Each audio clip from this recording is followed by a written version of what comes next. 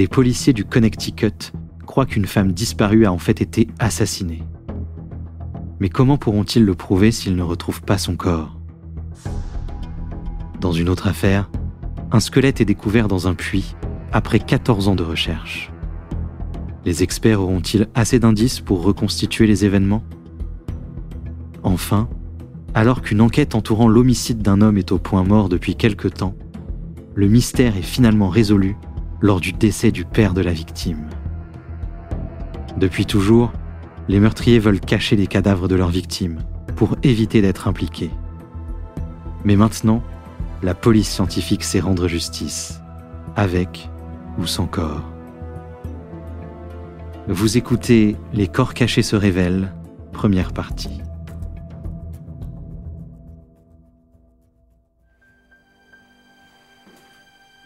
Le cadavre d'une victime est généralement le premier indice important lors de l'enquête d'un homicide. Mais sans le corps, comment capturer le meurtrier ? Comment même prouver qu'un meurtre a été commis ? En novembre 1986, la police d'État du Connecticut était aux prises avec ce problème. Dans la ville paisible de Newton, Helle Crafts, une hôtesse de l'air de 38 ans, avait disparu. Elle avait laissé derrière elle son mari, Richard, et leurs 3 enfants. La disparition de Helle ne surprit pas Richard d'outre mesure puisqu'elle avait demandé le divorce quand elle avait découvert qu'il avait une maîtresse. Mary Thomas, la gouvernante de la famille, était quant à elle très inquiète. Elle avait commencé à avoir des soupçons en découvrant des taches sur la moquette près du lit, du côté où dormait Helle. Elle téléphona à la meilleure amie de Helle qui à son tour appela son avocat. Selon le détective de la police d'État Joseph DeStefano, Helle se croyait en danger de mort. Helle avait dit à son avocat que si jamais elle disparaissait ou qu'il lui arrivait quoi que ce soit de bizarre, de ne pas présumer qu'il s'agissait d'un simple concours de circonstances. Selon elle, cela signifiait que quelque chose d'anormal s'était produit et qu'il fallait faire enquête. Comme elle l'a prédit, elle a disparu. Les policiers interrogèrent Richard Crafts. Même si sa relation avec Helle était tumultueuse, il n'avait rien d'un criminel. Il était pilote de ligne. De plus, il était agent de la paix, il avait donc fait serment de faire respecter la loi. Mais en interrogeant les amis de Helle, les enquêteurs commencèrent à avoir des soupçons à son égard. Lorsqu'on a demandé à Richard où, à son avis, se trouvait Helle, il a donné de nombreuses réponses. Il a d'abord dit qu'elle était chez sa mère, et puis il a dit qu'elle était allée voir sa sœur, avant de nous dire qu'il l'ignorait. Cela ne correspondait pas aux réponses qu'on obtient en général d'un mari dont la femme vient de disparaître. Cela a commencé à semer des doutes dans notre esprit. Les policiers disposaient maintenant d'assez d'informations pour obtenir un mandat de perquisition. Ils ignoraient cependant encore s'ils avaient affaire à un homicide. Nous n'avions pas de réponse, que des questions. Les enquêteurs espéraient que la chambre à coucher des Crafts fournirait des pistes.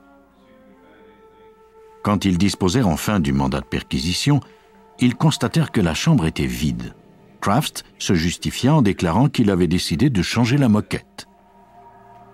Tentait-il de dissimuler des indices ? Richard Crafts partit alors en Floride pour la période des fêtes. Il avait plus d'une longueur d'avance sur les policiers. Quelque chose s'était produit dans cette chambre, mais il fallait espérer que le suspect n'avait pas éliminé tous les indices. Certains des meubles avaient été temporairement placés au sous-sol.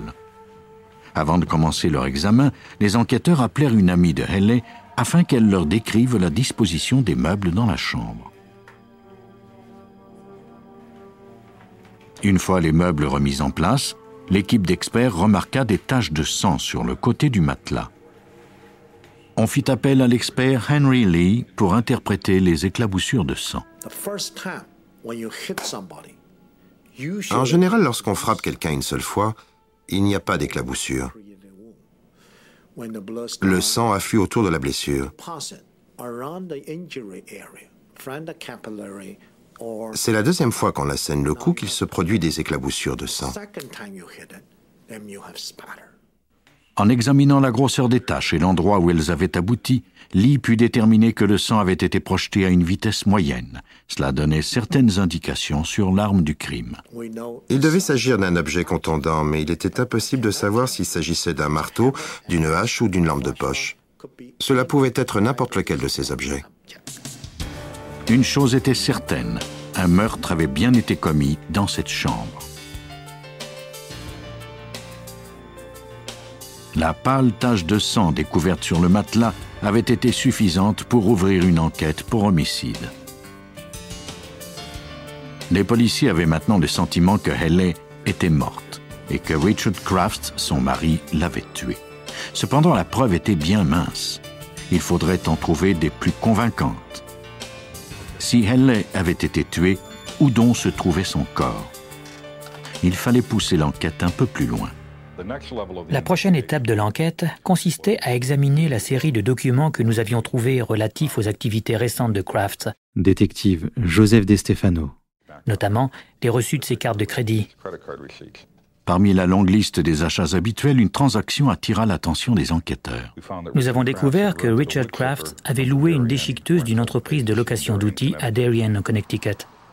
Même si cette hypothèse semblait presque inconcevable, il était possible que Crafts se soit servi de cette déchiqueteuse pour se débarrasser du corps de sa femme. DeStefano, lui, était sceptique. Mon premier réflexe a été de me dire que de telles choses ne pouvaient pas se produire, qu'on ne les voit qu'à la télévision mais pas dans la vraie vie. Il se rendit à l'entreprise de Darien pour vérifier s'il était possible de se débarrasser d'un corps avec une telle machine.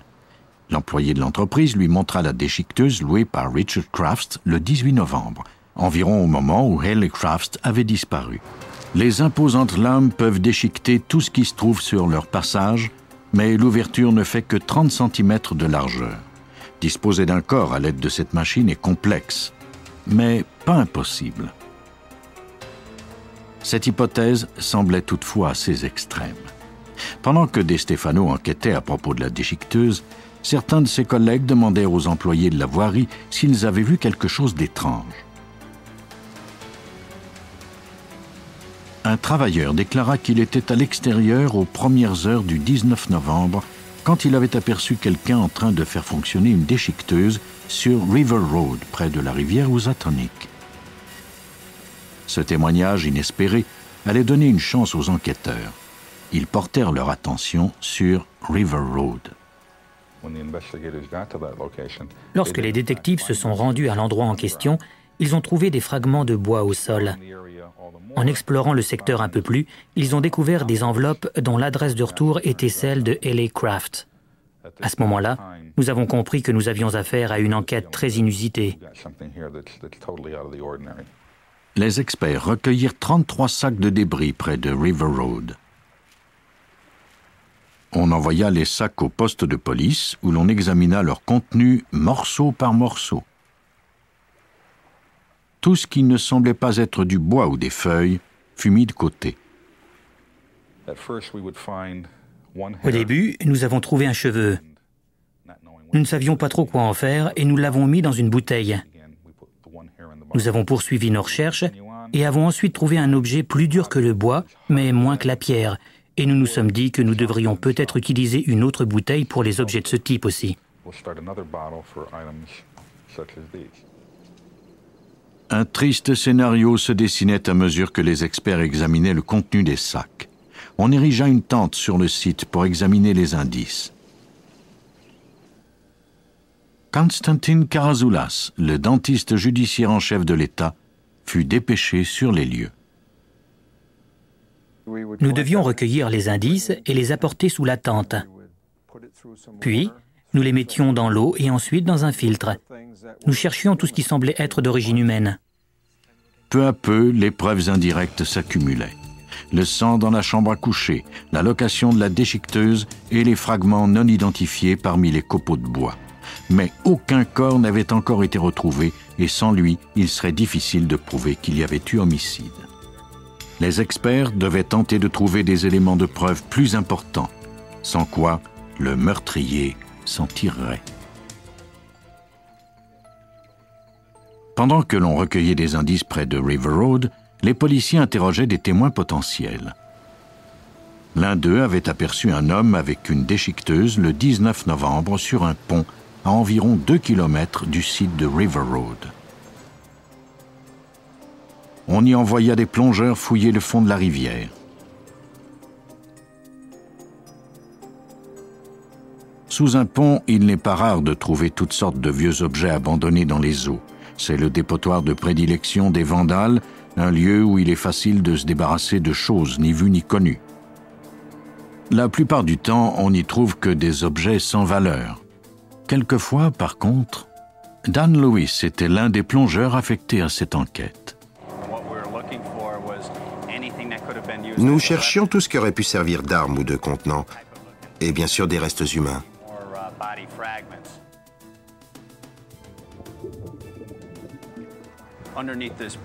Sous le pont, il y avait beaucoup de parcomètres, de panneaux routiers, de chariots de supermarché. Le genre d'objet qu'on retrouve là fréquemment. Quelque chose comme une scie mécanique ou une arme quelconque était par contre complètement inhabituel. Quand ils sont sortis de l'eau avec la scie, nous nous doutions bien que cela était relié à l'affaire. Tout comme les autres indices, le lien entre la scie et le suspect était ténu. L'outil fut envoyé au laboratoire de l'expert Henry Lee. Pendant ce temps, sur le site de la tente, le détective De Stefano fit lui aussi une découverte révélatrice. J'ai passé les débris au tamis. Comme d'habitude, je les ai rincés et je les ai tâtés un peu de la main pour voir si je les avais assez rincés. On s'habitue à toucher des fragments de bois. On reconnaît leur consistance au toucher. J'ai senti que quelque chose n'était pas de la même matière, c'était un peu visqueux. J'ai pris le fragment et je l'ai mis sous une lumière pour mieux le voir. C'était le bout d'un doigt.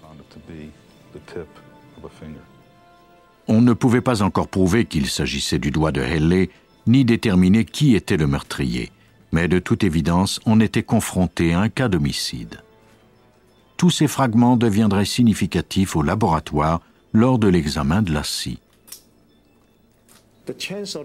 On ne jette pas une scie dans une rivière sans avoir une bonne raison. Au début, nous ignorions pourquoi la scie se trouvait là et nous ne savions pas si elle était reliée à notre affaire. Mais en l'examinant, nous avons trouvé les minuscules fragments d'un cheveu. Lors de l'examen au microscope, nous avons constaté qu'il était humain.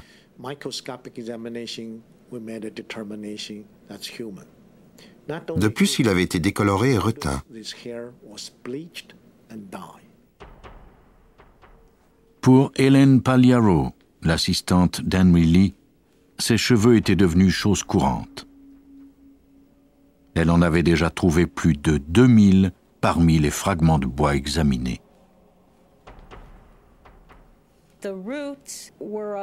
Les racines de ses cheveux étaient en forme de pinceau.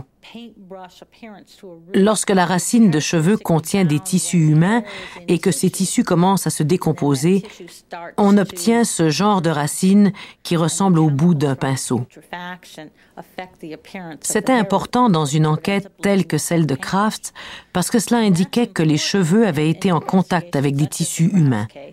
Ce n'étaient pas des cheveux coupés qui provenaient d'un salon de coiffure et que l'on avait jetés là par hasard. On les compara à des cheveux recueillis à même la brosse de la victime trouvée dans la maison des Crafts. Ils étaient identiques. La scie mécanique fut démontée. À l'intérieur, on retrouva des fibres de vêtements bleu-vert, des restes de chair et du sang. Les fibres étaient de la même couleur que la chemise de nuit de Haley. La chair fut analysée. Il s'agissait de tissu humain. De plus, le groupe sanguin était le même que celui de Haley Crafts. Il fallait maintenant découvrir à qui la scie appartenait. Il y avait de la rouille sur le numéro de série de l'outil à cause de son séjour prolongé dans l'eau, mais Helen Pagliaro savait comment le déchiffrer. Elle appliqua un produit chimique sur la plaque pour dissoudre les couches de métal corrodées. Elle obtint alors le numéro de série. Le numéro était le E5921616. Je me souviendrai sans doute de ce numéro toute ma carrière. On parvint à retracer le détaillant de l'outil. La scie avait été achetée par un certain Richard Crafts. L'analyse de la scie permettrait de mettre en évidence un autre lien entre la victime et son meurtrier. Il restait maintenant au détective à prouver que Haley Crafts était bien morte. Après avoir ratissé les berges de River Road pendant plus d'une semaine, l'expert Karazoulas trouva enfin la dernière pièce du puzzle. Je me suis penché et j'ai aperçu un objet étrange. Il s'agissait en fait d'une dent humaine. Pour cet expert, cette découverte était d'une importance capitale. Je savais que je pouvais maintenant identifier la victime. Il compara la dent au dossier dentaire de Haley Crafts. C'était bien la sienne. La dent était toujours fichée dans l'os de la mâchoire et un bout de sa racine en avait été coupé.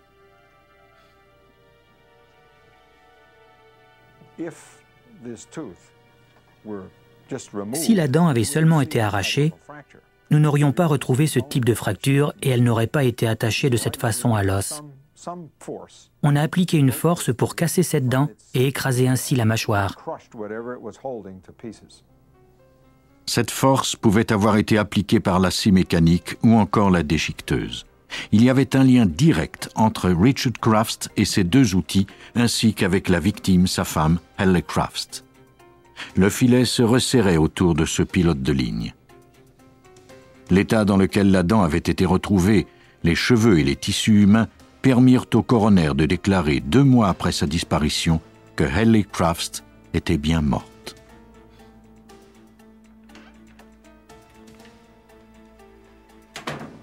Les policiers reconstituèrent les événements à partir des indices recueillis. Au cours de la soirée du 18 novembre, au moment où Haley se préparait à aller se coucher, Richard la frappa à l'aide d'un objet contondant. Il se débarrassa des draps tachés de sang, mais laissa des traces révélatrices sur le tapis et le matelas. Il avait déjà loué la déchiqueteuse, sans doute pour une raison valable. Puis il se rendit compte qu'il avait l'occasion de tuer sa femme et de se débarrasser de son corps grâce à la machine. L'embouchure n'était cependant pas assez grande, d'où l'idée d'utiliser une scie mécanique. 170 grammes de tissu humain seulement ont été retrouvés, soit moins d'1 millième du corps de Haley Crafts. Heureusement, cela a suffi pour clore l'enquête. Pour son crime, Richard Crafts fut condamné à 50 ans d'emprisonnement. Même si on a dû faire appel à toute une équipe d'experts, on a prouvé que c'était lui qui s'était débarrassé du corps. Mais la majorité des gens ne disposent pas toujours d'autant de ressources. Une femme mettrait 14 ans de sa vie à tenter de retrouver sa sœur. Eva DeHart désirait plus que tout avoir du bon temps dans la vie, mais elle se retrouva avec des personnes peu recommandables. Son cercle d'amis était formé d'un groupe hétéroclite de sympathisants motards. En 1982, il représentait une certaine menace pour la petite ville de Fredericksburg, en Virginie. Ils passaient le plus clair de leur temps au bar le Joker's Ride. Le petit ami d'Eva, George Patsalis, était le chef du groupe. Il était davantage craint que respecté. Eva le fréquentait depuis 8 ans. Avec le temps, il abusait de plus en plus d'elle. Elle le quittait parfois, mais jamais pour longtemps. Le 20 juillet 1982, Eva se rendit travailler au Joker's Ride. On n'allait jamais la revoir en vie.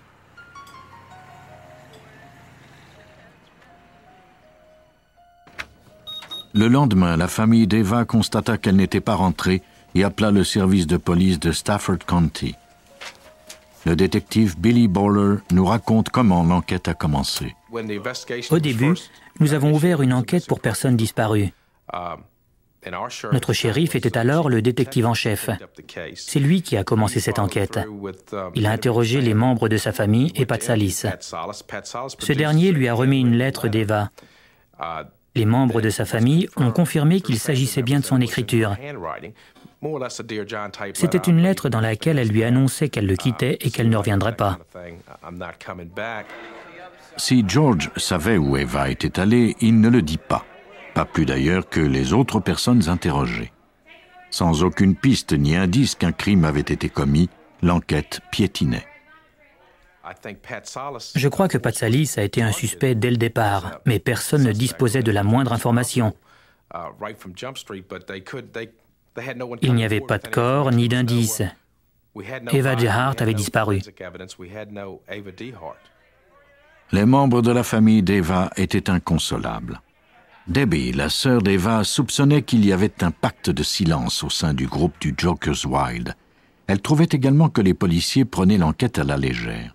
Pour retrouver Eva, elle savait qu'elle devrait poursuivre l'enquête seule.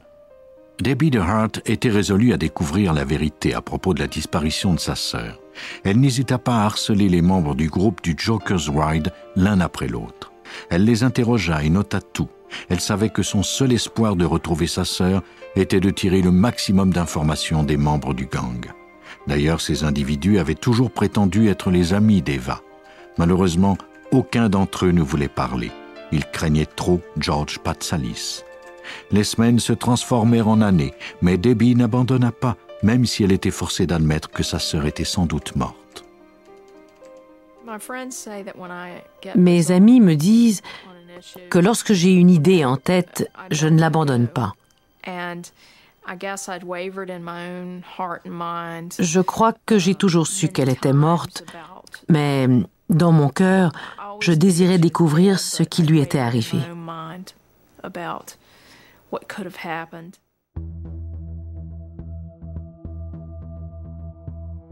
Vous venez d'écouter Police Scientifique. Si vous avez aimé ce podcast, vous pouvez vous abonner sur votre plateforme de podcast préférée et suivre Initial Studio sur les réseaux sociaux. Cet épisode a été écrit par Steven Zorn et il a été réalisé par Robert Gardner. Police Scientifique est un podcast coproduit par Initial Studio et New Dominion Pictures, adapté de la série documentaire audiovisuelle New Detectives, produite par New Dominion Pictures. Production exécutive du podcast, Initial Studio. Production éditoriale, Sarah Koskiewicz et Astrid Verdun, assistée de Sidonie Cotier. Montage, Johanna Lalonde, avec la voix de Benjamin Septemours.